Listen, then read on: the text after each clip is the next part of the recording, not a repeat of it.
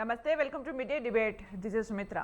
ఆంధ్రప్రదేశ్లో మరోసారి దొంగ ఓట్ల విషయం కలకలం రేపుతోంది. కేంద్ర ఎన్నికల సంఘం అధికారుల పర్యటన సమయంలో దీని మీద పార్టీలు బలంగా ఆరోపణలు చేసుకుంటున్నాయి. ఎన్నికల సంఘం అధికారుల్ని తెలుగుదేశం అధ్యక్షులు చంద్రబాబు, జనసేన చీఫ్ పవన్ కళ్యాణ్ కలుసుకున్నారు. దొంగ ఓట్లు పెద్ద సంఖ్యలో చేర్పించారంటూ ఆధారాల్ని కూడా అందించారు. వీటి విషయంలో చర్యలు తీసుకోవాలని లిఖితపూర్వకంగా ఫిర్యాదులు చేశారు. మరోవైపు వైసీపీ తరపున ఆ పార్టీ పార్లమెంటరీ పార్టీ అధ్యక్షులు విజయసాయిరెడ్డి ఈసీ బృందాన్ని కలిశారు. టీడీపీ, జనసేన వైఖరిని ఆయన తప్పుపడుతున్నారు. అటు వైసీపీ పార్టీలో మూడో విడత జాబితా విషయంలో సస్పెన్స్ కొనసాగుతోంది. కొన్ని స్థానాల విషయంలో పార్టీ అధిష్టానం ఎటూ తేల్చుకోలేకపోతోంది. వైసీపీ జాబితా పూర్తిగా వెలువడిన తర్వాతనే టికెట్లను బయటపెట్టాలని టీడీపీ, జనసేన భావిస్తున్నట్లు తెలుస్తోంది. చకచకా మారుతున్న ఏపీ రాజకీయ పరిస్థితుల మీద ఇవాళ మిడ్ డే డిబేట్లో చర్చిద్దాం.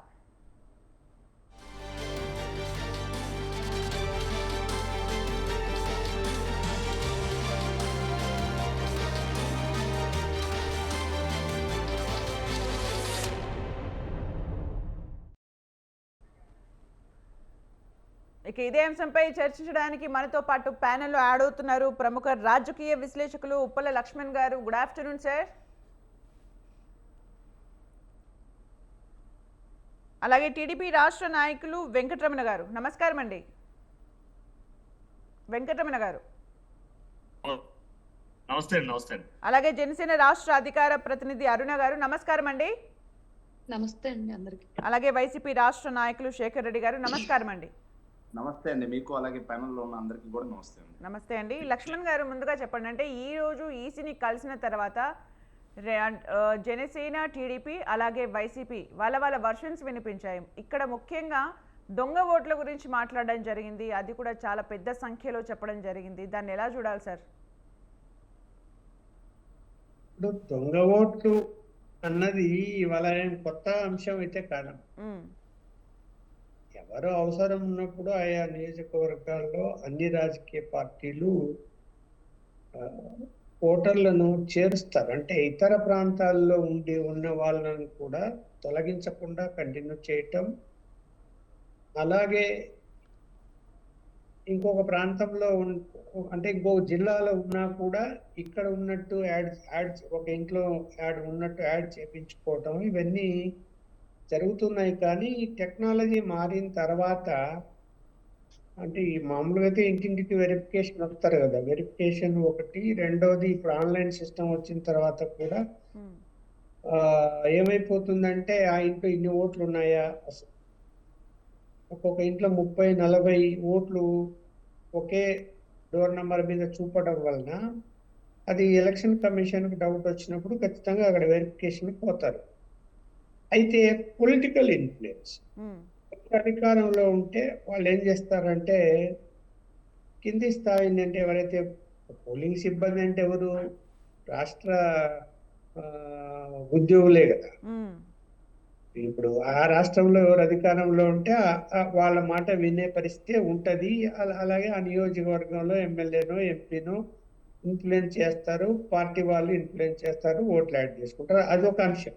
కానీ ఇక్కడ అన్నిటికీ మించి హైదరాబాద్ నగరం ఉమ్మడి రాష్ట్రంగా ఉన్నప్పుడు నడిచిపోయింది. అది అంటే ఆంధ్రప్రదేశ్లో ఉన్నటువంటి చాలా మంది, అంటే నాకున్న దాని ప్రకారం ఒక హైదరాబాద్ సిటీలోనే, సిటీ చుట్టుపక్కల ప్రాంతంలోనే 22 నుంచి 25 లక్షల మంది ఓటర్స్, ఆంధ్రప్రదేశ్ ఓటర్లు ఉన్నారు ఇక్కడ. ఇంకా మనకు నల్గొండ, ఖమ్మము, ఎందుకంటే భూములు లీజుకు తీసుకొని చేసేటువంటి వాళ్ళు వీళ్ళందరూ కూడా చాలా మంది ఉన్నారు. వీళ్ళందరికీ డబుల్ ఓటింగ్ ఉంది. ఇక్కడ ఓటు ఉంది, అక్కడ ఓటు, సొంత ఊర్లో ఓటు ఉంటుంది. ఇది ఎంతవరకు కరెక్ట్? ఎవరైనా కానీ ఏ రాజకీయ పార్టీ అన్నా అనుకూలం ఉండొచ్చు, వ్యతిరేకం ఉండొచ్చు. అది కాదు అసలు. ఒక భారతదేశ పౌరుడిగా ఓటు హక్కు అనేది ఒకటే ఉండాలి. ద్వంద్వ ఓటు హక్కు ఎలా సాధ్యం అంటే సాధ్యం నడుస్తుంది. అది చాలా కాలం నుంచి అది ఇక్కడ ఉంది, అక్కడ ఉంది. కాకపోతే ఏంటంటే ఉమ్మడి రాష్ట్రముగా ఉన్నప్పుడు పోలింగ్ తేదీలలో, అంటే ఒక్కొక్క ప్రాంతంలో ఒక్కొక్క తేదీలో పోలింగ్ జరుగుతుంది కాబట్టి ఇక్కడ ఓటేసి మళ్ళీ అక్కడ పోయి ఓటు వేయడము, లేదంటే అక్కడ ఓటు వేసి మళ్ళీ ఇక్కడ ఓటు వేయడము, ఓటము ఓటు వేయడము జరుగుతుంది అన్నప్పుడు ఈ వేలికి ముద్ర పెడతారు కదా, ఆ ముద్రలు కూడా చెరిపేసే కెమికల్స్ వచ్చాయి. అవి చెరిపేసుకొని మళ్ళీ ఓట్లు వేసుకోవడం.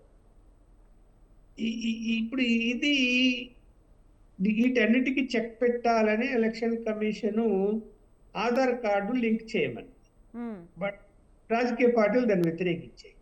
అంటే చట్టం చేయలేదు దాన్ని, ఊరికే ఆధార్ కార్డు. అలాగే అంటే కమింగ్ టు ద సార్, అంటే ఎలక్షన్ జరుగుతున్నప్పుడు పోలింగ్ సెంటర్ల దగ్గర ఏజెంట్స్ ఉంటారు, ప్రతి పార్టీకి సంబంధించిన వాళ్ళు ఉంటారు, వాళ్ళకి లిస్ట్ ఉంటుంది. అవన్నీ ఉన్న తర్వాత కూడా ఈ దొంగ ఓట్లు అనే దాన్ని ఎందుకు అంతగా హైలైట్ చేసి రాజకీయ పార్టీలు ఎందుకు భయభ్రాంతులకు గురి అవుతున్నాయి?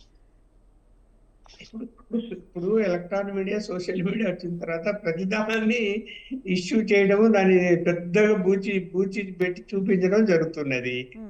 ఈ ఒకప్పుడు లేవా ఇవన్నీ అంటే ఒకప్పుడు కూడా ఉన్నవి, ఇప్పుడు కొత్తగా ఏం లేదు. ఒకప్పుడు కూడా అలాగే యాడ్ చేసేవాళ్ళు, చచ్చిపోయిన ఓట్లు కంటిన్యూ అయ్యేవి, ఆ ఓటు కూడా వేసేవాళ్ళు.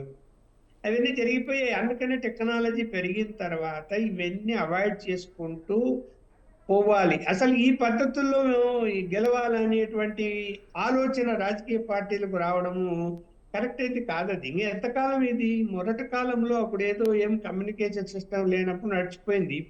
ఇప్పుడు అలా ఎందుకు ఆధార్ కార్డు లింక్ చేయకూడదు? లింక్ చేసి ప్రొవిజన్ పెట్టింది ఎలక్షన్ కమిషన్.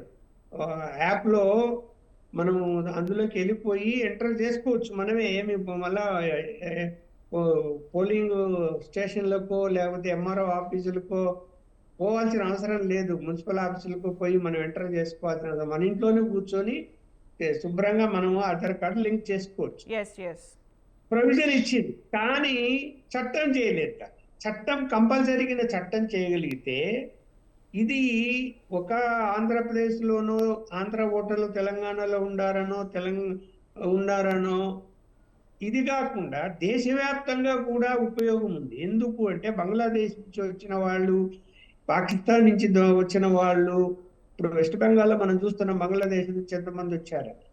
వాళ్ళందరూ కూడా లోకల్స్ గా ఓటు హక్కు తీసుకొని గెలుపు ఓటములు కొన్ని చోట్ల వాళ్ళ మీద ఆధారపడి ఉంటారు. అందువలన ఇక్కడ కూడా అదే పరిస్థితి. గెలుపు ఓటర్ అనేది సపోజ్ ఒక నియోజకవర్గంలో 4-5 వేల ఓటర్స్ ఉన్నారు అనుకోండి, దొంగ ఓటర్లు. గెలుపు ఓటు వాళ్ళ మీద ఆధారపడి కదా. ఇప్పుడు వాళ్ళందరినీ పర్చేజ్ చేసేసి మేనేజ్ చేసి వాళ్ళకు కార్లు పెట్టి బస్సులో టికెట్లు కొట్టించి రండి అని చెప్పి వాళ్ళకి అన్ని సౌకర్యాలు కల్పించి మాకే ఓటు వేయండి అంటే వేస్తారు కదా. అలాంటి పరిస్థితులు రాకుండా ఉండాలనే ఓటరు ఐడికి ఆధార్ కార్డు లింక్ చేసుకోవాలి. చేసుకుంటే అప్పుడు రెండు చోట్ల ఓటు హక్కు ఉండే అవకాశమే ఉండదు, ఇంకా ఒకటే ఉంటుంది ఎక్కడైనా. ఓకే సార్, మనం ఇప్పుడు అరుణ గారి దగ్గరికి వెళ్దాం. అరుణ గారు చెప్పండి, అంటే ఈసీని కలిసిన తర్వాత వైసీపీ నుంచి వచ్చిన కమెంట్స్, జనసేన ఇచ్చిన నివేదికలో టీడీపీతో పొత్తులో ఉంది అని చెప్తున్నారు. అంతకుముందు బీజేపీతో పొత్తులో ఉంది అని చెప్పారు. అసలు జనసేన గురించి బిగ్గెస్ట్ కంప్లైంట్గా దాన్ని రైజ్ చేయడం జరిగింది. మీరేమంటారు మ్యామ్? ఎన్నికల విధుల ప్రకారం అలాగే భారత రాజ్యాంగ నియమాల ప్రకారము పొత్తులో ఉండడం అనే అంశము ఈసీని కలవడానికి కానివ్వండి, రాష్ట్రంలో ఎలక్ట్రల్ లిస్ట్ లో ఉన్న తప్పుల్ని ఎత్తి చూపడంలో కానివ్వండి, దాన్ని సరిచేయండి, లేదంటే ఎలక్షన్ కి వెళితే దీనివల్ల ఇబ్బంది జరుగుతుంది ప్రతిపక్ష పార్టీలుగా మాకు అని వాళ్ళు కావలసిన సపోర్ట్ ని ఈసీని కోరడంలో కానివ్వండి ఎలాంటి తప్పు లేదు. దానికి పొత్తులకి ఎలాంటి సంబంధం లేదు. ఒక సామాన్య పౌరుడు కూడా తను ఐడెంటిఫై చేసిన కొన్ని విషయాలను ఆధారాలతో సహా గనక ఉంటే పార్టీలకి, అధ్యక్షతకి, అలాగే గుర్తు సింబల్ యొక్క రిజిస్ట్రేషన్ వీటికి కూడా సంబంధం లేకుండా ఎలక్షన్ కమిషన్ కలిసి తమ ఫిర్యాదును తాము అందించవచ్చు. ఇది యాజ్ పర్ రూల్ ఉంది. దీంట్లో వైసీపీ వాళ్ళకి తప్పు ఎందుకు కనిపించింది అనేది మాకు అర్థం కాని విషయం. ఇప్పుడు రాష్ట్రంలో దొంగ ఓట్లు చేరాయి అనడానికి చాలా ఉదాహరణలు మనకున్నాయి. తిరుపతిలో గతంలో బై ఎలక్షన్ జరిగినప్పుడు ఎక్కడెక్కడి నుంచో పక్క జిల్లాల నుంచి అసలు తండ్రి పేరేంటో తెలియని కొడుకు, భర్త పేరేంటో తెలియని భార్య, రకరకాల సంబంధాలతోటి వివిధ అప్పటికప్పుడు క్రియేట్ చేసిన ఓటర్ ఐడీలను తీసుకొని వచ్చి ఓట్లు వేసిన విషయం మనం చూసాం. అలాగే ఎమ్మెల్సీ ఎలక్షన్ అప్పుడు కూడా పట్టభద్రులకు జరగాల్సిన ఎలక్షన్ 10వ తరగతి కూడా పాస్ అవని మహిళలు, పురుషులు వచ్చి అసలు ఏం ఓటు వేస్తున్నారో కూడా తెలియకుండా వచ్చి ఓటు వేసిన వెళ్ళిన విషయాలు కూడా మనం గమనించాం ఈ ప్రభుత్వం హయాంలో. అలాగే రీసెంట్ గా కూడా కొత్త ఓటర్లని చేర్చారు ఫేక్ ఓటర్లు అనడానికి తార్కాణంగా మా జిల్లాలోనే పొదిలి కాన్స్టిట్యున్సీలో జనపతి గురవమ్మ అనే పేరుతో జగన్మోహన్ రెడ్డి గారి బొమ్మ పెట్టి ఓటు క్రియేట్ చేసింది కూడా మనం చూసాం. ఇది ఎవరు క్రియేట్ చేసింది? ఆల్రెడీ ప్రతిపక్షాలు ఏదైనా నింద వేయటం కాదు, ఇది ప్రూఫ్లు గ్రౌండ్ లో దొరికినవి ఇవన్నీ, ఓటర్ లిస్ట్ వెరిఫికేషన్ లో దొరికినవి ఇవన్నీ. ఆ జనపతి గురవమ్మ ఎక్కడి నుంచి వచ్చిందో మాకు కూడా తెలియదు. జగన్మోహన్ రెడ్డికి ఆ పేరు పెట్టి మా జిల్లాలో ఎందుకు ఓటు పుట్టించారో మాకు తెలియదు. కానీ ఇప్పుడు ఇది ప్రభుత్వం మీదే ఎందుకు సందేహపడాల్సిన పరిస్థితి వస్తోంది అంటే, ఈ ప్రభుత్వం వచ్చిన తర్వాత రాష్ట్ర ప్రభుత్వం కింద పనిచేసే ఏ శాఖ వాళ్ళు కూడా తమ స్వచ్ఛందంగా తమ విధులు నిర్వర్తించే అవకాశము, హక్కు ఈ రాష్ట్రంలో లేకుండా పోయింది. క్లియర్ గా స్థానికంగా ఉన్న నాయకులు, స్థానికంగా ఉన్న వాలంటీర్లు, సచివాలయ సిబ్బంది వీళ్ళందరి పరిధిలోనే మిగతా శాఖలు కూడా నడుస్తున్న పరిస్థితి. ఈవెన్ పోలీస్ డిపార్ట్మెంట్ కూడా స్వచ్ఛందంగా తమ విధుల ప్రకారం చేయాల్సిన పరిస్థితి లేకుండా కేవలం నిర్బంధంగానే డ్యూటీలు చేస్తున్న పరిస్థితి. అట్లాంటప్పుడు ఈ ఫేక్ ఓటర్ల క్రియేషన్ అనేది ప్రభుత్వానికి కానివ్వండి, అధికారంలో ఉన్న నాయకులకు కానివ్వండి తెలియకుండానే జరిగి ఉంటుందని మీరు భావిస్తున్నారా? మేమైతే భావించట్లేదు. వేలాది ఓట్లు, ప్రతిపక్ష ఓట్లు మాత్రమే తొలగించబడ్డాయి. అలాగే వేలాది ఓట్లు ఎక్కడో తెలియని వాళ్ళందరూ యాడ్ చేయబడ్డాయి. ఇది ఎలా సాధ్యమైంది? స్థానికంగా ఉన్న ఉద్యోగులు బిఎల్ఓలుగా ఎవరు చేస్తున్నారో ఆ వెరిఫికేషన్ లిస్టు, అలాగే ఓటరు చేర్పు మార్పులన్నీ ఎవరు చేస్తున్నారో వాళ్ళు చేయకుండా కొత్తగా వచ్చి చేరే పరిస్థితి లేదు. అలాగే పర్చూరు కాన్స్టిట్యున్సీకి వచ్చినప్పుడు మీరు ఆల్రెడీ గతంలో టీడీపీ ఎమ్మెల్యే క్యాండిడేట్ అయినటువంటి ఎమ్మెల్యే గారు అయినటువంటి పర్చూరు సాంబశివరావు గారు ఆల్రెడీ 10,000 ఓట్లు తొలగింపు ఫామ్ 7 విచ్చలవిడిగా వాడేశారని చెప్పేసి ఆయన ఆల్రెడీ హైకోర్టుకు వేయడము, అది ఆధారాలతో సహా నిరూపితం అవ్వడము, ఒక సిఐ 3 ఎస్ఐల యొక్క సస్పెన్షన్ కూడా జరిగింది. ఇవన్నీ వాస్తవాలు కళ్ళ ముందు కనిపిస్తున్నాయి కాబట్టే ఎలక్షన్ టైం దగ్గర పడుతుంది, ఎలక్షన్ కోడ్ వచ్చాక ఏమీ చేయలేని సిచ్యువేషన్ ఉంది కాబట్టి ముందుగానే ఈసీకి వెళ్లి మా పార్టీ అధ్యక్షులు అనేటువంటి పవన్ కళ్యాణ్ గారు, టీడీపీ అధ్యక్షులు అనేటువంటి చంద్రబాబు నాయుడు గారు ఇద్దరు కలిసి ఈ అవకతవకలు ఉన్నాయి, వీటిని సరి చేసి సరైన రీతిలో ఎలక్షన్ ప్రక్రియ జరిగేలాగా చేయండి అని చెప్పి కోరారు. దీంట్లో తప్పెక్కడుంది? ఎందుకు విజయసాయి రెడ్డి గారు అర్జెంట్ గా వెళ్ళి ఇప్పుడు మళ్ళీ ప్రెస్ మీట్ పెట్టడం, మళ్ళీ ఎలక్షన్ కమిషన్ కలవడం జరిగింది? మాకు తెలియలేదు.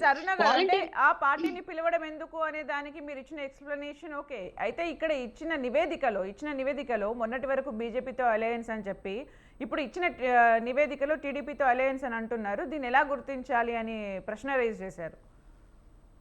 అలయన్స్ అంటే మెర్జ్కి వేరు, మెర్జ్ అలయన్స్ డిఫరెంట్ అండి. అలయన్స్ అయినా సరే కాన్స్టిట్యున్సీల వైజ్ గా వాళ్ళకున్న గుర్తు మీద వాళ్ళ అభ్యర్థులే పోటీ చేస్తారు. మెర్జ్ అయితేనే సపరేట్ గా ఈ గుర్తు అక్కర్లేదు, వేరే గుర్తు మీద వాళ్ళు ఒక గుర్తు మీద పోటీ చేస్తారనే కాన్సెప్ట్ అనేది వస్తుంది తెర మీదకి. మెర్జ్ వేరే, అలయన్స్ వేరే. అలయన్స్ లో గ్లాసు గుర్తు మీద జనసేన అభ్యర్థులు పోటీ చేస్తారు, సైకిల్ గుర్తు మీద టీడీపీ అభ్యర్థులు పోటీ చేస్తారు, కమలం గుర్తు మీద బీజేపీ అభ్యర్థులు పోటీ చేస్తారు. ఇంకా డౌట్ ఎక్కడ ఉంది అక్కడ? Right, okay. మా సింబల్ మాకే ఉందని చెప్పేసి last time register EC already ఏపీలో మా సింబల్ మాకే ఉందని ఆల్రెడీ ఇచ్చేసారు. ఓకే, శేఖర్ రెడ్డి గారు హ్యాండ్ రైజ్ చేస్తున్నారు, మాట్లాడండి. అన్మ్యూట్ చేయండి సార్, అన్మ్యూట్ చేయండి. రాయపాటి అరుణ గారు మాట్లాడుతూ పొత్తుకు పార్టీకి సంబంధం ఉంది, చట్టంలో ఉంది అని చెప్పి మాట్లాడారు. ఓకే, దానికి పొత్తుకు పార్టీకి సంబంధం లేదు. కాకపోతే మొన్నటి వరకు బీజేపీతో మేము అలయన్స్ లో ఉన్నామని చెప్పి ఎలక్షన్ కమిషన్ కి నివేదిక ఇచ్చినటువంటి ఇదే జనసేన పార్టీ ఈ రోజు కేవలం టీడీపీతో, అక్కడ బీజేపీని మెర్జ్ చేయలేదండి, టీడీపీతో మాత్రమే మేము అలయన్స్ లో ఉన్నాము అని చెప్పి వాళ్ళు ఎలక్షన్ కమిషన్ కలవడం వెనక బీజేపీతో పొత్తుని తెగదంపులు చేసుకున్నారా లేదా అనేది వాళ్ళు స్పష్టత ఇవ్వాల్సినటువంటి అవసరం ఉంది. ఇంకో విషయం చూసుకుంటే, మా పార్టీ ఈరోజు పార్లమెంటరీ అధ్యక్షులైనటువంటి విజయసాయి రెడ్డి గారు మాట్లాడుతూ చాలా విషయాలు స్పష్టంగా తెలియజేయడం జరిగింది. సెక్షన్ 17 and 18 ప్రకారం ఒక వ్యక్తికి దేశంలో ఒకే చోట మాత్రమే ఓటు ఉండాలి. దానికి అనుగుణంగా మా పార్టీ ఎలక్షన్ కమిషన్ కి నివేదిక చేసింది ఏంటంటే, హైదరాబాద్ లోనో, చెన్నైలోనో, బెంగళూరులోనో ఉన్న ఓటు వేసే వాళ్ళు, ఓటు హక్కు వినియోగించుకున్న వాళ్ళకి ఏపీలో ఓటు హక్కు వినియోగించుకునే హక్కు లేకుండా మీరు అరికట్టండి అని చెప్పేసి మా పార్టీ స్టాండ్, మా విజయసాయి రెడ్డి గారు ఎలక్షన్ కమిషన్ కి నివేదిక ఇవ్వడం వెనక ఏమైనా తప్పుందా? దాన్ని పట్టుకొని చంద్రబాబు నాయుడు గారు ప్రెస్ మీట్ పెడుతూ ఎక్కడో బెంగళూరులోనో, హైదరాబాద్ లోనో, చెన్నైలో ఉన్న వాళ్ళకి సొంత ఊర్లో ఓటు హక్కు వినియోగించుకునే హక్కు లేకుండా ఈ వైఎస్ఆర్సీపీ పార్టీ అడ్డుపడుతుంది అని చెప్పి రాజకీయ విమర్శలు చేయడం ఏదైతే ఉందో, చంద్రబాబు నాయుడు గారి అజ్ఞానానికి, చంద్రబాబు నాయుడు గారి పిచ్చికి పరాకాష్లాగా కనిపిస్తా ఉంది. ఎందుకంటే ఆల్రెడీ మొన్నటి ఎన్నికల్లో హైదరాబాద్ లో ఓటేసిన వాళ్ళకి, అంతకుముందు బెంగళూరులో ఓటేసిన వాళ్ళకి, అంతకుముందు చెన్నైలో ఓటేసిన వాళ్ళకి తిరిగి హైదరాబాద్ లో, తిరిగి ఆంధ్రప్రదేశ్ లో ఓటు హక్కు కల్పించాలి అనే విధంగా చంద్రబాబు నాయుడు గారు ఏదైతే మాట్లాడారో అది నిజంగా సిగ్గుచేటు. అది రాష్ట్ర ప్రజలు కూడా ఆ మాట విని సిగ్గుపడతా ఉన్నారు. ఇంకోటి, జనసేన పార్టీ గురించి మాట్లాడుతున్నారు. గుర్తింపు లేని పార్టీల గురించి మేము అసలు మాట్లాడదలుచుకోలేదు కూడా లేదు. కాకపోతే దొంగ ఓట్లు అని చెప్పి చాలా మంది మాట్లాడుతున్నారు.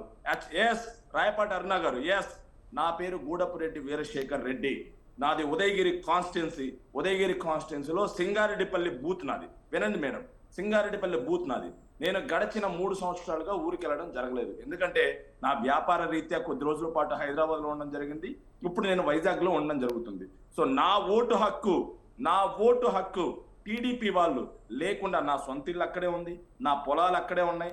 మా మదర్ ఫాదర్ గడిచిన 2 సంవత్సరాలుగా నాతో ఉండడం వల్ల, వాళ్ళు కూడా ఊరికి వెళ్ళకపోవటం వల్ల మా ఓటు హక్కును తొలగించారు. దాని గురించి ఈరోజు మార్నింగ్ నుంచి నేను ఫైట్ చేసి, దాని గురించి నా ఓటు హక్కు, వైఎస్ఆర్ కాంగ్రెస్ పార్టీకి చెందినటువంటి నా ఓటు హక్కే తొలగించారు. వీటి అవకతవకల మీద మా పార్టీ ఫైట్ చేస్తుంది. వైఎస్ఆర్సీపీ సింపథైజర్స్ ఎవరైతే ఉన్నారో వాళ్ళ ఓటు హక్కులు ఫామ్ 7ని ఫామ్ 8ని వాడి మీ వాళ్ళు ఓటు హక్కులు తొలగిస్తున్నారు. దానికి అనుగుణంగా మా పార్టీ ఫైట్ చేయడం జరుగుతుంది. ఈరోజు దానికి సాక్ష్యమే లైవ్ లో కూర్చున్నటువంటి నేను. కావాలంటే మా ఓటర్ కార్డు పంపిస్తాను, నా ఓటు ఉందా లేదా అని చెప్పి మీరే చెక్ చేసుకోవచ్చు. మా ఫాదర్ ఓటు కార్డు పంపిస్తాను, అది ఉందా లేదా అని మీరే చెక్ చేసుకోవచ్చు. మా మదర్ది, మా వైఫ్ది పంపిస్తాను, మీరే చెక్ చేసుకోవచ్చు. ఇలా టీడీపీ వాళ్ళు దురుద్దేశంతో ఫామ్ 7 ఫామ్ 8 వాడి మా ఓట్లు తొలగిస్తా ఉంటే, మీరు మీ ఓట్లు తొలగిస్తున్నారని చెప్పి మాట్లాడటం వెనక ఎంత దురుద్దేశం ఉంది అని చెప్పేసి మీరు ఆలోచన చేసుకోవాలి. అధికారంలో మీరుంటే మీ ఓట్లు టీడీపీ వాళ్ళు ఎలా తొలగించారు సార్? నాకు అర్థం కాలేదు. అధికారంలో ఉన్న వాళ్ళ ఓట్లే టీడీపీ ఎలా పనిచేస్తారు సార్? గవర్నమెంట్ మీదైతే నా ఓటర్ కార్డు పంపిస్తా అండి. ఫామ్ 7 ప్రకారం ఏం రాశారో తెలుసా అండి? గవర్నమెంట్ మీదైతే టీడీపీ మీ ఓటు ఎలా తీయగలిగిద్ది సార్? ప్రెజెంట్ రూలింగ్ లో ఉంది టీడీపీ. ఒక్క నిమిషం అరుణ గారు, ఫామ్ 7 ఏం చెప్తోంది? ఫామ్ 7 శేఖర్ రెడ్డి వాళ్ళ ఫ్యామిలీ ఇక్కడ పొలాలు, ఇల్లు అన్ని అమ్ముకొని హైదరాబాద్ లో సెటిల్ అయిపోయారు. వాళ్ళు ఇక్కడ లేరు కాబట్టి వాళ్ళ ఓటు హక్కు తొలగించాలి అని చెప్పి టీడీపీ వాళ్ళు రాసి మరీ నా ఓటు హక్కును తొలగించారు. దీనికి అర్థం కావట్లేదా? మా అధికారులు పారదర్శకంగా పనిచేస్తున్నారా లేదా అని మీకు అర్థం కావట్లేదా? ఎవరు కంప్లైంట్ చేసినా సరే మేము అక్కడ లేము అని చెప్పి ఎంక్వైరీ చేశారు. కాకపోతే మా పొలాలు ఉన్నాయా లేవా అని చెప్పి ఎంక్వైరీ చేయలేకపోయారు. మా ఆస్తులు ఉన్నాయా లేవా అని చెప్పి ఎంక్వైరీ చేయలేకపోయారు.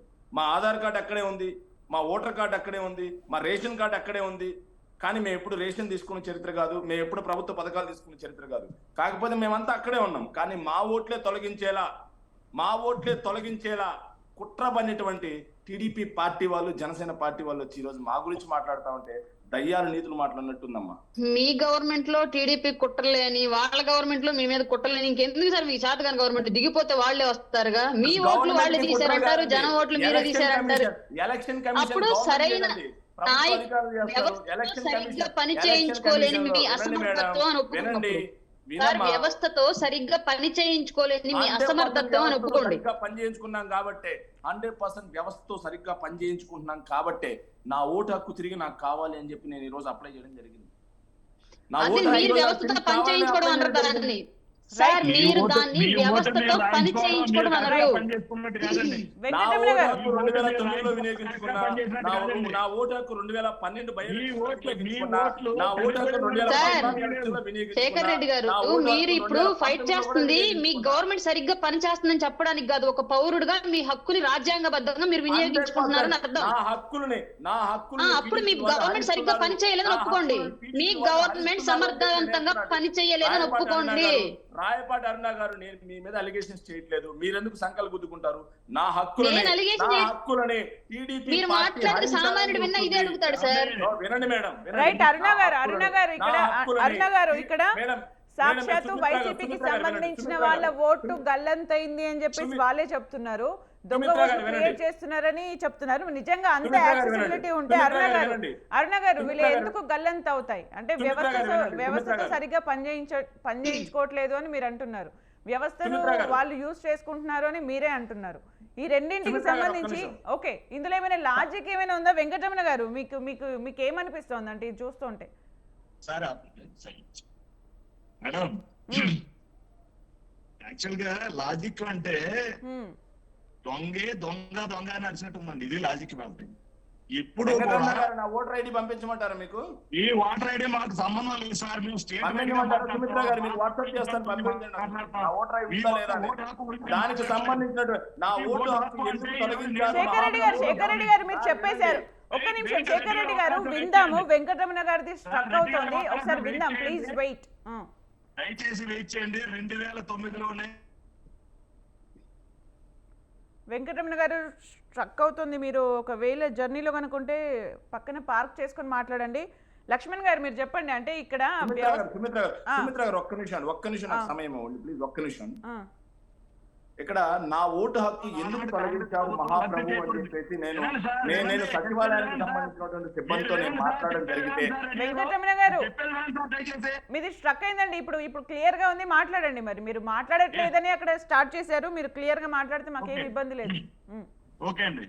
నెక్స్ట్ రాజశేఖర్ రెడ్డి గారు దీనికి తెరలేపారండి 2009లోనే. ఈ విధమైనటువంటి మీరు నవ్వొద్దండి దయచేసి, నేను చెప్పేది వినండి.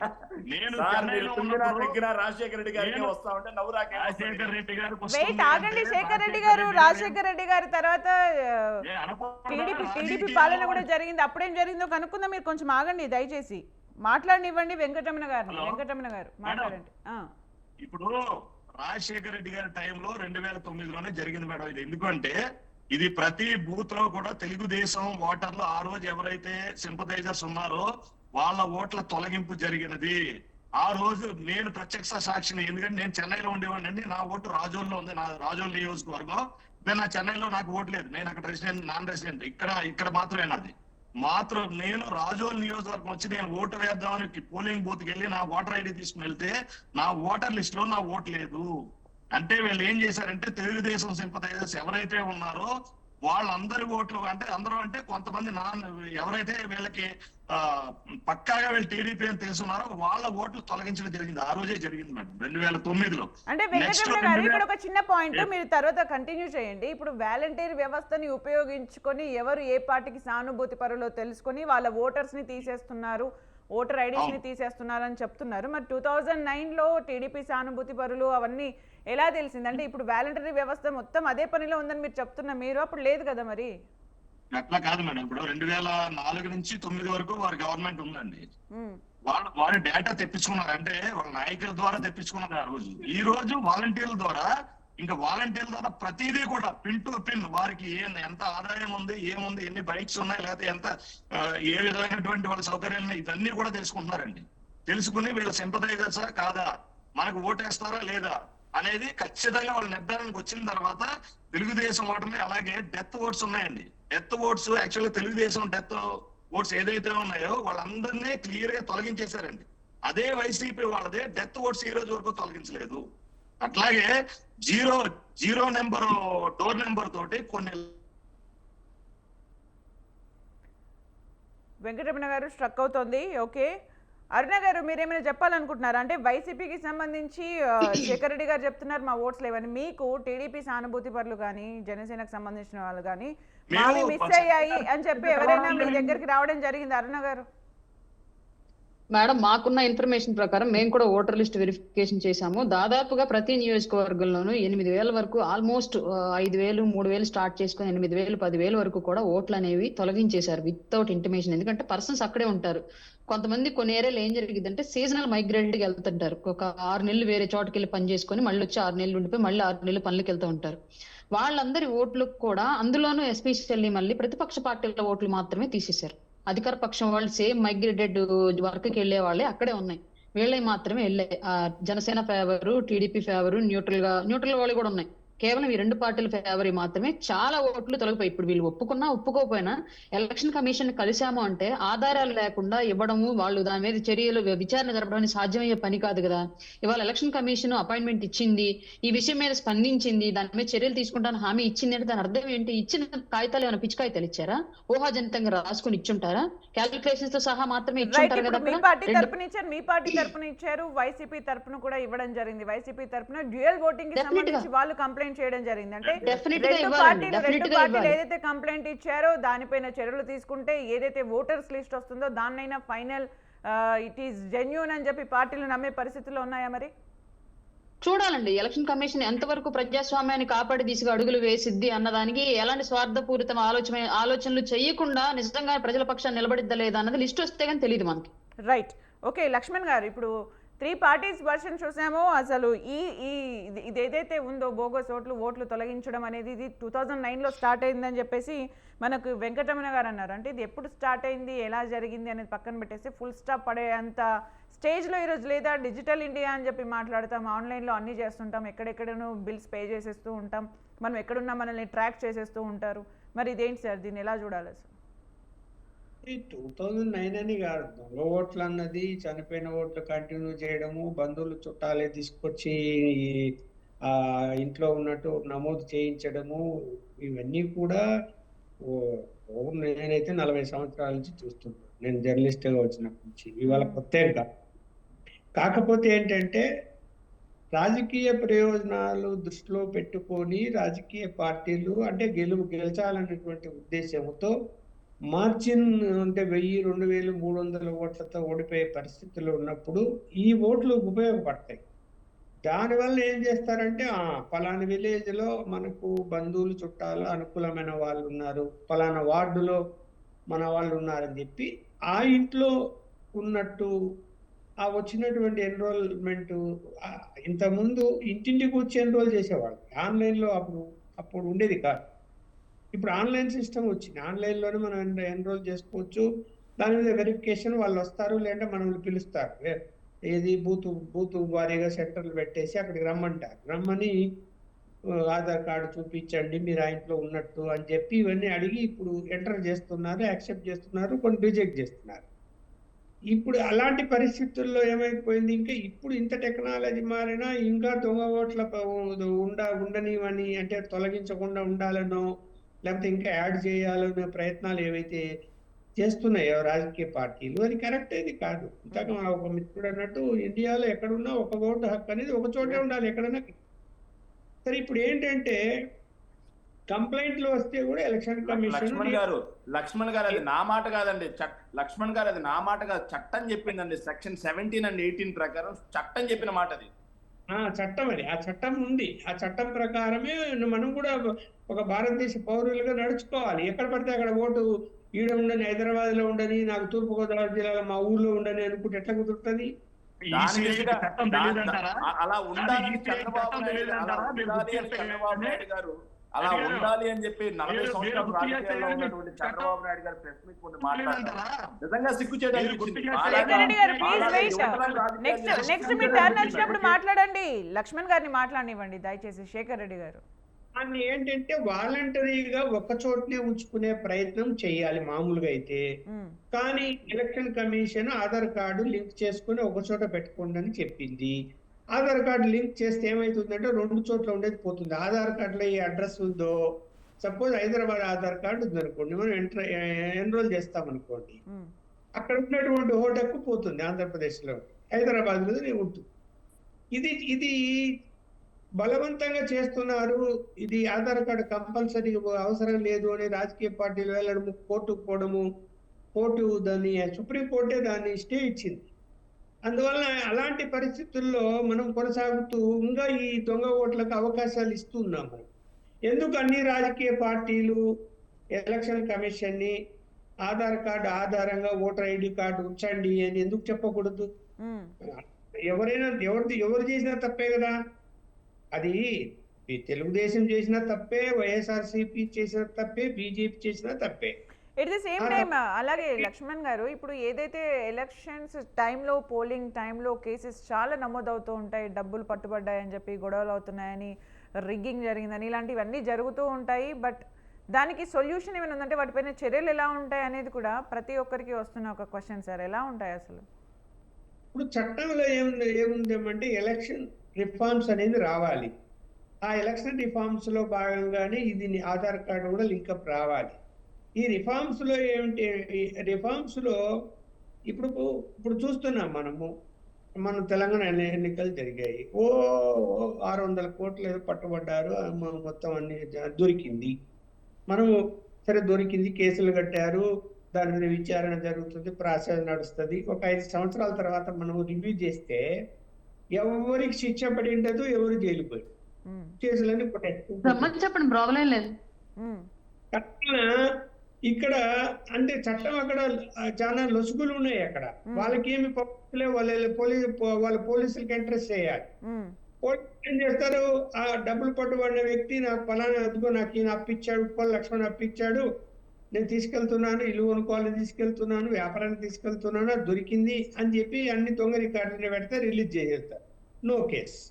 ఇది నడుస్తుంది. ఇప్పుడు ఎంతమంది డబ్బులు పట్టుబడిన కేసులు ఎక్కడైనా కన్విక్షన్ అయింది మనకు కనిపిస్తాయా? కానీ అందువలన అది సరే, అది ఒక లైన్. దొంగ ఓట్లు వేసుకునే విషయంలో కూడా దొంగ ఓటు వేసాడు, పట్టుకున్నారు, జైలుకి పోయాడు, శిక్షలు ఏం పడ్డాయి? ఉమ్, రీసైక్లింగ్ చేస్తారు. అంటే లోపల ఏజెంట్ లేకపోవడం, ఉన్న ఏజెంట్ ను వాళ్ళ వైపు తిప్పుకోవడము, వాళ్ళ బెదిరించో లేకపోతే డబ్బులు ఇచ్చో లోపల ఉన్నటువంటి సిబ్బందిని మేనేజ్ చేసేస్తే ఏమైపోతుంది, వేలికి ముద్ర వేయకుండానే ఒక 10 మంది నిలబడి వాళ్ళే ఓట్లు వేస్తూ ఉంటారు లైన్ లో. అది రీసైక్లింగ్ అంటారు.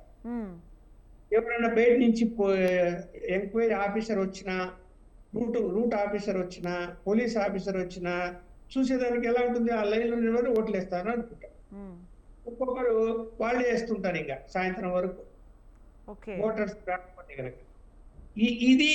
ఇది ఆగలేదు, ఇంకా దాన్ని కూడా ఆపలేకపోతున్నారు. ఎందుకు? అందరూ కొల్లుడవుతున్నారు అక్కడ. రాజకీయ పార్టీలు కొల్లుడవుతున్నాయి, లోపల ఎన్నికల సిబ్బంది కొల్లుడవుతూనే జరుగుతుంది, ఇలా జరగదు. సరే, అది బెదిరిస్తారా, డబ్బులతో కొంటారా అనేది మనం అక్కడ పరిస్థితులు బట్టి ఉంటాయి. ఇప్పుడు ఎన్నికల సిబ్బంది కూడా కొన్ని ప్రాంతాలకు వెళ్ళినప్పుడు, నగరంలో ఉంటే సెక్యూరిటీ ఉంటుంది, ప్రాబ్లం ఉండదు, కానీ విలేజెస్, రిమోట్ విలేజెస్ కింద వెళ్ళినప్పుడు భద్రత ఎక్కడ ఉంటుంది వాళ్ళకు? ఒక కానిస్టేబుల్ లాఠీ ఇచ్చి పంపిస్తారు, తుపాకులు కూడా ఇవ్వరు. ఏం చేస్తాడు ఆ ఒక కానిస్టేబుల్ అక్కడ? వచ్చి గుంపు వచ్చి మీద పడిపోయి మీరు నోరు మూసుకొని కూర్చొని ఉంటారా, లేదంటే కొట్టాలని అంటారు. లేదా కొట్టారు, అవసరమైతే చాలా చోట్ల ఫ్యాక్షన్ జిల్లాలో, కడప జిల్లాలో ఏజెంట్లను చంపిన సందర్భాలు ఉన్నాయి. పోలింగ్ ఆఫీసర్స్ లోపల కూర్చునే వాళ్ళని, సిబ్బందిని కొట్టి ఈడ్చి బయటికి మొత్తం ఓట్లు వేసుకునే సందర్భాలు కూడా నేను చూశాను. అందువల్ల ఈ దౌర్జన్యాలు ఇవన్నీ పోయి ఒక సిస్టమ్ రావాలి అంటే, ఇప్పుడు ఆన్లైన్ సిస్టమ్ ఉంది. ఆన్లైన్ సిస్టంలో ఇప్పుడు అమెరికాలో ఆన్లైన్ సిస్టమ్ నడుస్తుంది. దొంగ ఓట్లకు అవకాశం ఉందేమో అక్కడ? లేదు, వేయడానికే ఛాన్స్. ఇంకా మనకి ఇక్కడ ఇంకా రావాలి రిఫార్మ్స్. ఆ రిఫార్మ్స్ రాగలిగితే ఇది ఇప్పుడు ఒక పౌరుడిగా నేను నష్టం ఏ పార్టీకి నేను ఓటు వేసుకుంటా, కానీ ఒక చోట ఉండాలి, ఒకటే ఓటు వేసుకుంటా. జనం ఎట్లా చేయాలంటే రాజకీయ పార్టీ లేకపోతే కూడా ఇష్టం వచ్చినట్టు వాళ్ళు దొంగ ఓట్లు వేయించడానికి ప్రయత్నాలు చేద్దామని ఆలోచన చేస్తారు తప్ప, ప్రజలకు మంచి చేసి ఒప్పించుకొని మీరు గెలవాలి. అంటే ఏ దారిని కూడా వదలకుండా పార్టీలు ఒకవైపు అభ్యర్థుల సెలక్షన్స్ నుంచి పొత్తులని, కొన్ని పార్టీలు అయితే సిట్టింగ్లను మార్చేయడం అన్నీ చేస్తూనే మళ్ళీ ఇవి కూడా చేస్తూ ఉన్నాయి అనేది నిజంగా రాజకీయ పార్టీలకే చెల్లుతున్నది. Coming to the Shekhar Reddy గారు మాట్లాడండి. అట్ ద సేమ్ టైం మీ ఓటు గల్లంత అయిందంటే, మీ ఓటు నమోదు కాలేదు అంటే మీ వ్యవస్థతో పని చేయించుకోవడంలో లోపమని అరుణ గారు అన్నారు. ఆన్సర్ చేయాలండి మీరు. యాక్చువల్లీ లక్ష్మణ్ గారు సుదీర్ఘంగా చాలా బాగా ప్రసంగించారు. నిజంగా లక్ష్మణ్ గారు చెప్పిన ప్రతి మాటలో కూడా అర్థం ఉంది. సెక్షన్ 17-18 ప్రకారం భారతదేశంలో ప్రతి పౌరుడికి ఒకే చోట మాత్రమే ఓటు ఉండాలి అనేది మన చట్టం చెప్పినటువంటి నియమం. అది దానికి తిరోధకాలు వదులుతూ హైదరాబాద్ లో ఓటు వేసిన వాళ్ళు కూడా ఏపీలో మళ్ళీ ఓటు వేసే విధంగా టీడీపీ ప్రోద్బలం చేస్తుంది అని చెప్పేసి మొన్న తెలంగాణ ఎలక్షన్స్ అయిపోయిన వెంటనే మా పార్టీ వైఎస్ఆర్ కాంగ్రెస్ పార్టీ తరపు నుంచి ఎలక్షన్ కమిషన్ కలిసి మా పార్టీ నివేదిక అందజేయడం జరిగింది. అదేవిధంగా ఈ రోజు మా పార్టీ పార్లమెంటరీ సభ్యులైనటువంటి విజయసాయి రెడ్డి గారు కూడా అక్కడికి వెళ్ళేసి వాళ్ళకి నివేదిక అందజేయడం జరిగింది. ఆధార్ కార్డు గురించి లక్ష్మణ్ గారు మాట్లాడారు. మా పార్టీ మొదటి నుంచి కూడా ఒక వ్యక్తికి ఒకే చోట ఓటు ఉండాలి, దానికి అనుగుణంగా ఎలక్షన్ కమిషన్ ఎలాంటి చర్యలు చేపట్టినా సరే మా పార్టీ మద్దతు ఉంటుంది అని చెప్పేసి మేము బేషరతుగా వాళ్ళకి తెలియజేయడం జరిగింది. ఇక నా ఎస్ అంటే ఓటు డ్యూయల్ ఓటింగ్ ని అంటే ఎక్స్పెషల్లీ వైసీపీ దీని గురించి మాట్లాడుతుంది అంటే డెఫినెట్ గా విపక్షాలను టార్గెట్ చేస్తూ లేదా టీడీపీ పైన డెఫినెట్ గా ఇది మాట్లాడి అయితే ఈ డ్యూయల్ ఓటింగ్ వల్ల టీడీపీ ఏం చేస్తది అని మీరు అనుకుంటున్నారు? ఎంత మందిని వాళ్ళు తీసుకురాగలుగుతారు? సుమిత్ర గారు, మీరు ఒక విషయాన్ని గమనించండి. మా పార్టీ మొదటి నుంచి కూడా ఏదైతే తెలంగాణలో ఎన్నికలు అయిపోయిన తర్వాత రోజు కానీ ఈ రోజు ఏదైతే ఎలక్షన్ కమిషన్ తో మీటింగ్ అయిన తర్వాత కానీ మా పార్టీ స్టాండ్ ఒకటే చెప్పాను. డ్యూయల్ ఓటింగ్ అనేది ఏదైతే ఉందో దాన్ని అరికట్టాల్సిందే అని చెప్పి మా పార్టీ సిద్ధాంతం ఉంది. మా పార్టీ స్టాండ్ తీసుకున్నాం. మరి ఇన్ జనరల్ చెప్పిందా లేకపోతే వైసీపీకి నష్టం జరుగుతుందని చెప్పిందా? ఇన్ జనరల్ గా నష్టం లాభం కాదండి. చట్టాన్ని కాపాడాల్సిన బాధ్యత మా పార్టీ మీద ఉంది కాబట్టి మేము చెప్పాం. మరి చంద్రబాబు నాయుడు గారు ఎందుకని బయటకు వచ్చి, వినండి మేడం, చంద్రబాబు నాయుడు గారు ఎందుకని బయటకు వచ్చి హైదరాబాద్ లో ఉన్న వాళ్ళకి కానీ, బెంగళూరులో ఉన్న వాళ్ళకి కానీ, చెన్నైలో ఉన్న వాళ్ళకి కానీ అక్కడ ఓటేసినా సరే ఇక్కడ ఓటేసే విధంగా హక్కు కల్పించాలి అని చెప్పేసి మాట్లాడుతున్నారు. ఆయన చట్టాన్ని పరిరక్షిస్తున్నట్ట లేకపోతే చట్టాన్ని మంట కలుపుతున్నట్ట? టీడీపీ వాళ్ళు దీనికి సమాధానం చెప్పాలి. ఇక విషయానికి వస్తే నా ఓటు గురించి మాట్లాడారు. ఎస్, నా ఓటు వాళ్ళు టీడీపీకి సంబంధించినటువంటి వ్యక్తులు నా ఓటు తొలగించాలి అని చెప్పేసి వాళ్ళు ఏమని రెఫరెన్స్ ఇచ్చారో తెలుసా అండి? రెఫరెండం, వీళ్ళు ఇక్కడ ఉండట్లేదు, తెలంగాణలో వీళ్ళు వింటున్నారు, వీళ్ళకి ఇక్కడ ఈ ఊరికి సంబంధం లేదు అని చెప్పేసి నా ఓటును తొలగించారు. దానికి సంబంధించిన రెఫరెన్స్ కాపీ కూడా నేను సంపాదించడం జరిగింది. దీని మీద నేను హైకోర్టుకు వెళ్ళడానికి కూడా సిద్ధంగా ఉన్నాను. ఎందుకంటే నా ఓటు హక్కు పోయినప్పుడు, నా ఓటు హక్కు నేను కోల్పోయినప్పుడు దాన్ని తిరిగి సంపాదించుకోవడం కోసం 22 తారీఖు వరకు ఈ బీజేపీ అలాగే జనసేన అలాగే టీడీపీ వాళ్ళకు కూడా చెప్తున్నాను, మీ ఓట్లు గల్లంతయ్యాయి అని చెప్పి మీరు అనుకుంటే ఈ నెల 22వ తారీఖు వరకు mandal level officer, booth level officer ఇలా ప్రతి సచివాలయంలో కూడా వాళ్ళు అప్లై చేసుకోవచ్చు. నేను కూడా అదే విధంగా ఈరోజు నేను అప్లై చేశాను. కాకపోతే నా ఓటు తొలగించడం అనైతికంగా ఉంది కాబట్టి నేను న్యాయస్థానాలకు వెళ్ళి ఇది తప్పు, దీనికి ఎవరైతే బాధ్యులు ఉన్నారో వాళ్ళ మీద చర్యలు తీసుకోవాల్సిందని చెప్పేసి నేను ఒక రిట్ పిటిషన్ వేయడం కూడా జరుగుతుంది. అంటే ఇది మీ ఒక్కరి విషయంలో జరిగింది అనుకుంటున్నారా? వైసీపీ సానుభూతి పరులు చాలా మంది కూడా ఈ ఫామ్ టీడీపీ వాళ్ళు చేసింది ఏంటంటే వైసీపీ సానుభూతి పరులు ఎవరైతే ఊర్లో లేరో బయట ఉన్నారో వాళ్ళందరి విషయాల్లో కూడా ఇలాగే చేశారని చెప్పి మాకు అనుమానాలు ఉన్నాయి.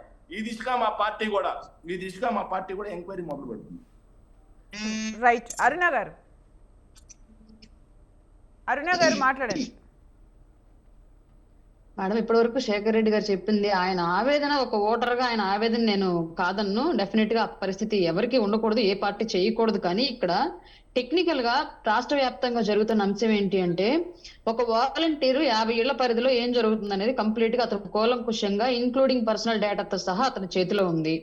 వీళ్ళ ఓటు, వీళ్ళు నిజంగా వీళ్ళ పొలాలు వీళ్ళ స్థలాలు అక్కడే ఉన్నాయని వీళ్ళ 50 ఏళ్లకి పెట్టిన వీళ్ళు నిర్మించుకున్న వీళ్ళ కార్యకర్త అయినటువంటి వైసీపీ వాలంటీర్ ఎందుకు ఓటు వెరిఫికేషన్ కోసం వచ్చిన సిబ్బందికి ఆ ఇన్ఫర్మేషన్ ఇవ్వలేదు? First thing. రెండోది, అధికార పక్షంలో ఉన్న వాళ్ళ ఓట్లు పోయినాయి అంటే సచివాలయ పరిధిలో అక్కడ ఏ పని జరగాలన్నా డెఫినెట్ గా లోకల్ గా ఉన్న పొలిటికల్ రిఫరెన్స్ అనేది 100% జరుగుతోంది. పొలిటికల్ ఇన్ఫ్లుయెన్స్ అనేది 100% ఉంటుంది. టీడీపీ వాళ్ళు వెళ్ళి వీళ్ళ ఏరియాలో ఈయన మీద సంబంధించి ఈయన ఉండట్లేదు, తెలంగాణలో ఓటు పుట్టించుకున్నాడు అని చెప్పేసి రాసి ఇస్తే దాన్ని ఎలాగ గుడ్డిగా నమ్మి వీళ్ళ బంధువులను, ఇంటి పక్క వాళ్ళను, వీధిలో వాళ్ళను ఎంక్వైరీ చేయకుండా ఎలా ఆ ఓటు తీసేశారు? నంబర్ 2. నంబర్ 3, ఇప్పటి వరకు ఈయన ఇక్కడ ఓటు తీసేశారనే చెప్తున్నారు తప్ప ఈయన 3 ఏళ్లుగా వేరే ప్లేస్ లో ఉన్నా అని చెప్తున్నాడు. అక్కడ ఓటు పుట్టించుకున్నాడా లేదా, అది ఉంటేనే ఇది తీసేశారా వెరిఫికేషన్ అన్నది మనకి ఇప్పటి వరకు చెప్పలేదు. థర్డ్ థింగ్, ఫోర్త్ థింగ్, నన్ను మాట్లాడమని శేఖర్ రెడ్డి గారు ఇప్పుడు శేఖర్ రెడ్డి గారు ఫస్ట్ 2 క్వశ్చన్స్ కి మీరు ఆన్సర్ చేయలేదు. శేఖర్ రెడ్డి గారు ఫస్ట్ 2 క్వశ్చన్స్ కి ఇంటరప్ట్ అవ్వలేదు, థర్డ్ దానికి ఎందుకు ఇంటరప్ట్ అవుతున్నారు? ఆన్సర్ చెప్పండి. శేఖర్ రెడ్డి గారు అక్కడ పుట్టించుకున్నాను అన్న, హైదరాబాద్ లో ఓటు పుట్టించుకున్నా అని మీరు అన్నారు కదా. హైదరాబాద్ లో నేను ఓటు పుట్టించుకోని ఉంటే హైదరాబాద్ లో నా ఇంటి అడ్రస్ తో సహా, నా సొంత ఇల్లు కాదు రెంటల్ హౌస్ ఏది, వాటితో సహా మీకు నేను పంపిస్తాను. మరి ఎంక్వైరీ చేసి శేఖర్ రెడ్డి అనే ఒక వ్యక్తి హైదరాబాద్ లో ఓటు పుట్టించుకున్నాడు అని చెప్పి మీరు నిరూపణ చేస్తే బహిరంగంగా క్షమాపణ చెప్పి రాజకీయాలకు దూరంగా. Right, okay. శేఖర్ రెడ్డి గారు ఇప్పుడు 3 క్వశ్చన్స్ అడిగారండి. అందులో ఫస్ట్ 2 సచివాలయం గురించి, సచివాలయ సిబ్బంది గురించి, వాటి గురించి ఆన్సర్ చేయండి, తర్వాత మాట్లాడండి. నేను చెప్తాను మరి, నేను ఒక విషయం చెప్తాను. వీళ్ళందరూ మాట్లాడుతున్నారు సచివాలయ సిబ్బందిని కూడా ఎలక్షన్ విధులకు దూరంగా ఉంచాలి అని చెప్పి వీళ్ళు మాట్లాడారు. పవన్ కళ్యాణ్ గారు, ఎస్పెషల్లీ పవన్ కళ్యాణ్ గారు మాట్లాడమాట. వాలంటీర్లు అంటే మేము ఇచ్చినటువంటి అవుట్ సోర్సింగ్ జాబ్స్, వీళ్ళ ప్రకారం మా పార్టీ కార్యకర్తలు అని చెప్పి వీళ్ళు అంటారు, దాన్ని వదిలేయండి. మరి సచివాలయ జాబ్స్ ఏదైతే ఉందో మేము నోటిఫికేషన్ ఇచ్చి ఎగ్జామ్స్ ద్వారా వాళ్ళని ఫిల్ చేసుకున్నాం.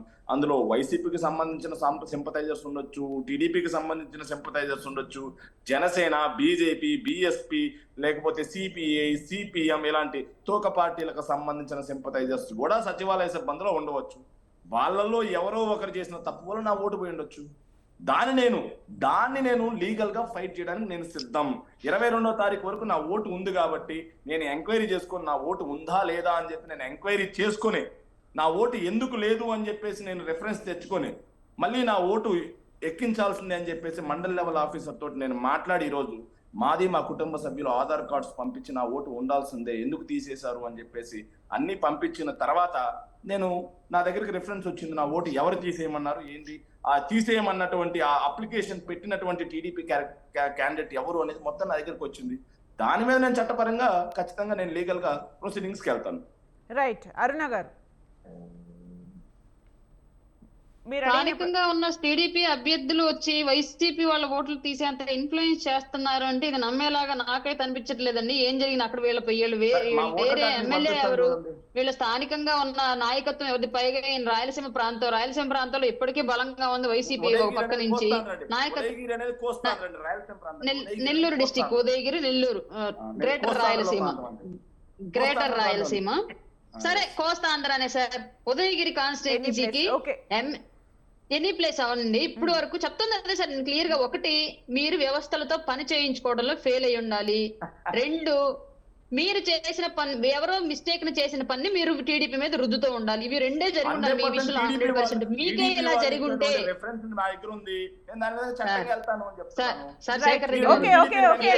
రైట్. లక్ష్మణ్ గారు, ఇప్పుడు వైనాట్ 175 అని అంటున్న వైసీపీ చివరి జాబితా గురించి చాలా కసరత్తు చేస్తూ ఉంది. ఇప్పటికే వైసీపీలో కొంతమంది అసంతృప్తులు కూడా వస్తూ ఉన్నారు. అంటే వాళ్ళు కన్ఫర్మ్ అయ్యేంత వరకు కూడా టీడీపీ, జనసేన లిస్ట్ని ఫైనలైజ్ చేసేలాగా, సీట్స్కి కూడా క్లారిటీ ఇచ్చేలా కనిపించట్లేదు. ఇదంతా ఎలా చూడాలి సార్? అంటే రాజకీయంగా ఎవరి వ్యూహాలు వాళ్ళకు ఉంటాయి. బట్ సెల్ఫ్ పార్టీస్ కంటే కూడా పక్క పార్టీస్ ని టార్గెటింగ్ గా మాట్లాడడం, వాళ్ళ విషయాలను మాత్రం అంతర్గతంగా చెప్పుకోవడం జరుగుతోంది పార్టీస్. ఇప్పుడు ఎవరి వ్యూహాలు వాళ్ళకు ఉంటాయి. వాళ్ళ ఇష్ట ప్రకారం వాళ్ళ ప్లాన్ ప్రకారం ముందుకెళ్తారు. వైఎస్ఆర్సీపీ ఒక నిర్ణయం తీసుకుంది. ఎవరి మీద అయితే ప్రజల్లో అసంతృప్తి ఎక్కువగా ఉందో, ఆరోపణలు ఎక్కువగా ఉన్నాయో ఆ లీడర్లను మార్చాలనుకుంది. అది ఏ స్థాయిలో ఉన్నా కూడా కఠిన నిర్ణయం తీసుకొని మారుస్తున్నారు. అది వాళ్ళ పార్టీ నిర్ణయము. దాన్ని మనం ఎవరైనా క్వశ్చన్ చేయడానికి ఉండదు.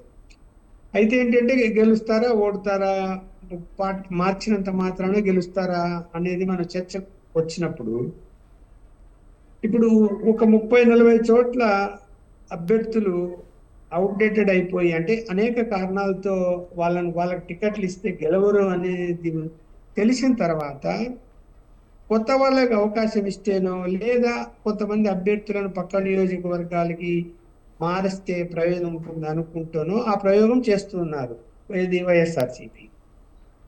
అది సక్సెస్ కావచ్చు, ఫెయిల్ కావచ్చు, ఇప్పుడు చెప్పలేము. ఓటర్స్ మైండ్ ఎలా ఉంటుందంటే, అభ్యర్థులు మార్చినంత మాత్రాన ఓటు వ్యతిరేకత, పూర్తి వ్యతిరేకత ఉంటే, అభ్యర్థులు మారినంత మాత్రాన వ్యతిరేక ఓటు పాజిటివ్గా ఏం మారదు, వ్యతిరేక ఓటే నడుస్తుంది. కానీ కొన్ని చోట్ల అభ్యర్థులు మీద పూర్తి వ్యతిరేకత ఉండి పార్టీ మీద వ్యతిరేకత లేదనుకోండి, అక్కడ పనిచేస్తుంది. అప్పుడు కొత్త అభ్యర్థిని పెట్టినప్పుడు పనిచేస్తుంది. ఇవన్నీ లెక్కలేసుకున్నప్పుడు సరే వాళ్ళు ఏదో ఒక ధైర్యం చేశారు, ముందుకెళ్తున్నారు. అది కూడా ఒక కఠిన నిర్ణయము. దాని మీద అసంతృప్తులు, పార్టీలు మారడాలు, బయటికి రావడాలు, తెలుగుదేశంలో చేరతారా, ఇంకో పార్టీలో చేరతారా, లేకపోతే ఏ పార్టీలో స్పేస్ లేకపోతే ఉండి ఆ పార్టీనే, అంటే అభ్యర్థుల్ని ఓడగొడతారా అనేది, ఇవన్నీ కూడా ఇంకా కాలక్రమేణా మనకు తెలిసిపోతాయి ఎవరు ఏంటి. అయితే ఇక్కడ ఎక్కువ స్థాయిలో వైఎస్ఆర్సీపీ నుంచి బయటికి పోయే నాయకులకి, అంటే ఎమ్మెల్యే కావచ్చు, మంత్రులు కావచ్చు, స్పేస్ ఎక్కడుంది? మామూలుగా ఏం చేస్తారు, ఏ నాయకులైనా కూడా గెలిచే పార్టీకి పోవాలనే ప్రయత్నం చేస్తారు. ఇక్కడ గెలిచే పార్టీ ఏది? తెలుగుదేశం, జనసేన. అంటే పోటాపోటీ ఉన్నది వైఎస్ఆర్సీపీ, టీడీపీ అలయన్స్. తెలుగుదేశం, జనసేన. ఇదే కదా. బీజేపీకి గెలిచే అవకాశాలు లేవు, కాంగ్రెస్ కు అసలు లేవు. మరి బీజేపీ పొత్తు పెట్టుకుంటే కనుక ఒక గ్రూప్ అవుతుంది, మళ్ళీ వైఎస్ఆర్సీపీ, బీజేపీ, జనసేన, తెలుగుదేశం రెండింటి మధ్య నడుస్తుంది. కానీ కాంగ్రెస్ వాళ్ళు ఏం చేస్తున్నారు? ఏదో కొత్త ప్రయోగం చేసి షర్మిల గారిని తీసుకొచ్చి వైఎస్ఆర్సీపీ నుంచి ఎవరైతే కాంగ్రెస్ పార్టీ నుంచి వైఎస్ఆర్సీపీకి పోయారో వాళ్ళని మళ్ళీ తెచ్చుకొని పూర్వభూర్వం తీసుకొస్తాము అనేటువంటి ప్రయత్నాలు వాళ్ళు కూడా చేస్తున్నారు. చేస్తూ ఉన్నప్పుడు మరి వీళ్ళు వెళ్ళే వాళ్ళు ఎక్కడికి వెళ్తారు అని నేనైతే ఏమనుకుంటానంటే, ఎక్కువ మంది తెలుగుదేశం పోవడానికి, జనసేనకు పోవడానికి ప్రయత్నం చేస్తారు. చేసినప్పుడు తెలుగుదేశం ఎందుకు ఆచితూచి అడిగేస్తూ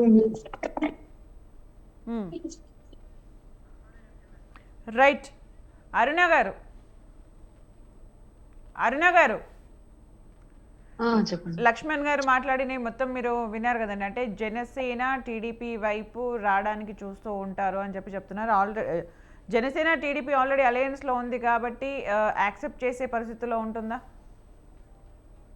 మాటికి అండి, ఇప్పుడు ఏ పార్టీలో నుంచి అయినా వాళ్ళు ఆశించిన స్థానం దక్కనప్పుడు పార్టీ ఫిరాయింపులు అనేవి దేనికైనా సర్వసాధారణ. రాజకీయంగా ఎలక్షన్ దగ్గర పడే కొంది. ఇప్పుడు మా పార్టీలో నుంచి జస్ట్ ఆఫీస్ అటెండర్ వెళ్తేనే బయటికి దాదాపు ఒక 20 ఛానల్ వైసీపీ ఛానల్లో అతన్ని పెట్టి అతను పెద్ద ఢిల్లీ స్థాయి నాయకుని చేశారు వైసీపీ పార్టీ వాళ్ళు. ఆఫీస్ అటెండర్ అతను.